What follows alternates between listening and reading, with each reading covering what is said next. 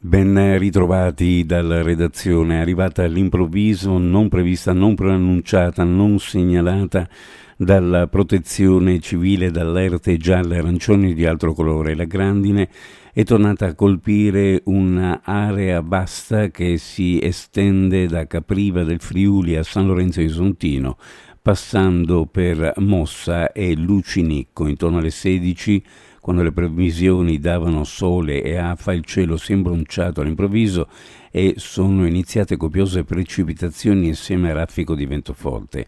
Successivamente, assieme alla pioggia, sono stati scaraventati a terra chicchi di grandine, la maggior parte di piccole dimensioni, ma qualcuno del diametro di una moneta di 20 centesimi. Chi era per strada, in auto, ha assistito alla caccia al posto riparato. Così si sono viste parecchie vetture parcheggiate alla Bellemeglio, sotto i cavalcavia, sotto le tettoie dei distributori di carburante, in altre posizioni a dir poco creative.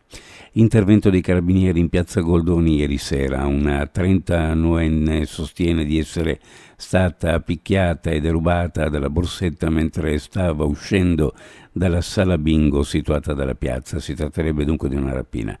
Secondo le ricostruzioni e le testimonianze ci sarebbe stata una colluttazione tra la giovane e l'aggressore. Sul posto il 118 militari dell'Arma hanno avviato accertamenti.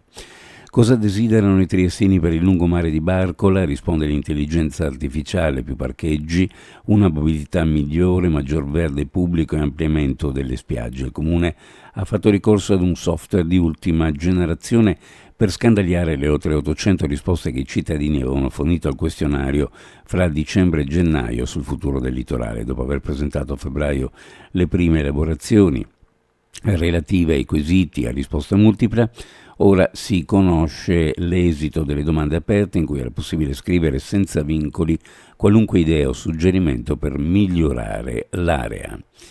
Non c'è solo il turismo a trainare il terziario del Friuli Venezia Giulia, anche i servizi sono in buona salute, stando all'osservatorio sul secondo trimestre 2024 curato da Format Research per Confcommercio e FVG. Per il direttore scientifico della società di ricerca Pierluigi Ascani, in Regione si riscontra un aumento della fiducia delle imprese sia in generale sull'andamento dell'economia sia rispetto alla propria attività. Uno sguardo alle previsioni meteorologiche per la giornata. Su pianura e costa il cielo sereno poco nuvoloso per velature, farà ancora molto caldo, soprattutto afoso, in particolare al pomeriggio. In pianura e la sera sulla costa, sulla zona montana, cielo poco nuvoloso per cumuli pomeridiani.